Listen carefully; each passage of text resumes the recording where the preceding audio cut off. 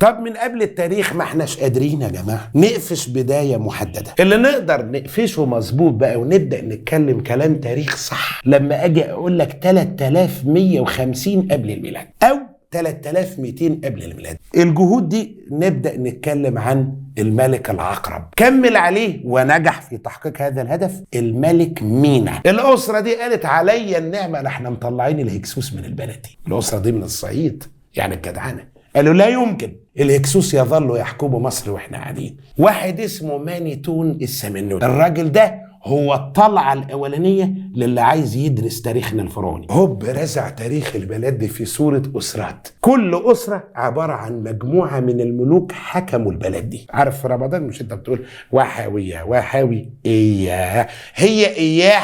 عند الأسرة 30 اقفل صفحة تاريخنا الفرعوني خلاص.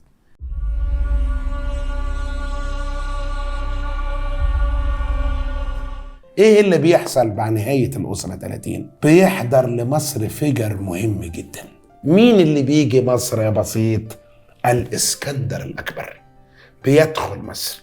ألكسندر ذا جريت ده يدخلك في تاريخنا اليوناني. مجيء الإسكندر تبدأ هنا تتكلم عن مصر في العصر اليوناني. البعض يسميه العصر الهيلينستي، ما يجراش حاجة، ما هي هليني وهلينستي والكلام ده جاي من جاي يوناني باليوناني يعني هليني. حتى لو انت عايز تتكلم مع واحد دلوقتي باللغه اليونانيه، اللغه اليونانيه اسمها إلينيكا.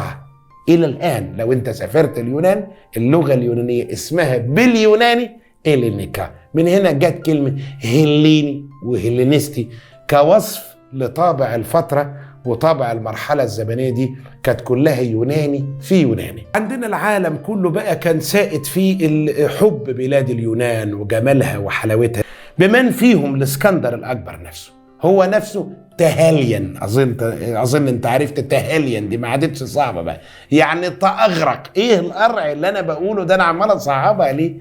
تأغرق يعني بقى إغريقي، بقى جريك يوناني. الاسكندر الأكبر بيجي مصر 332 قبل الميلاد.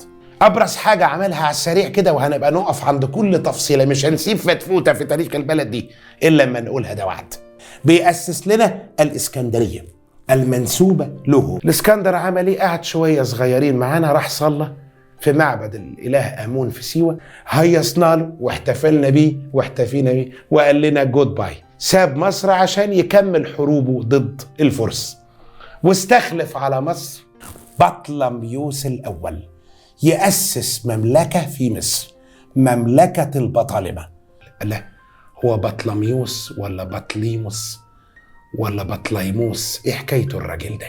الحكاية كلها ان اسمه باللغة اليونانية بطولميوس، بطولميوس، فممكن تعربها تقول عليها بطلميوس او تعرب بطليموس او تعرب بطليموس، مش هنختلف.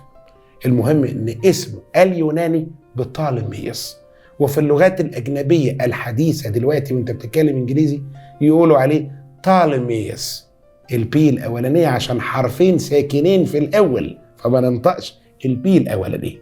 305 قبل الميلاد اتاسست في مصر مملكه البطالمه، ابتداء من بطلميوس الاول.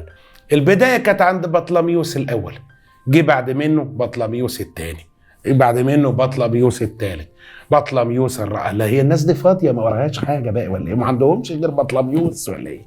لا هم خدوا الحته دي مننا احنا الحقيقه.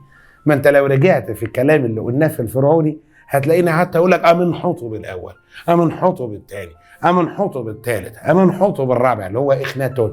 نفس المنطق، تحتمس الاول، تحتمس الثاني، هم عجبتهم قوي الحكايه دي. فكل الملوك الرجال في هذه الاسر اسمهم بطلميوس، بنرتبهم من الاول لغايه ال15. طب يهمني اقف عند بطلميوس نمره 12، ده اللي انجب لنا الملكه كليوباترا. كليوباترا بالمناسبه الشهيره بتاعت انطونيوس دي مش اول واحده اسمها كليوباترا في العيله دي رقم 7، يعني دي كليوباترا السابعه اللي بتنتهي عندها دوله البطالمه. كليوباترا رقم 7 دي بنت بطليموس الزمار. الزمار لما اتكل على الله ساب كليوباترا، اخوها بطليموس ال13، اخوها بطلميوس ال14. احنا اتفقنا ننطقها بطليموس او بطلميوس، اخد راحتي بقى. بطليموس ال13 وال14 وكليوباترا. الموقف كان حرج. ليه؟ كان في قوة بدأت تظهر في العالم اسمها ايه بقى؟ روما. الرومان جايين.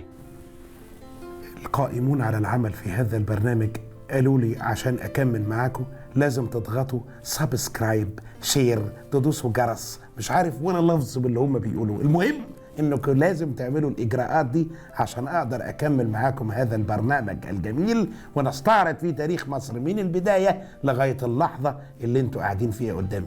See you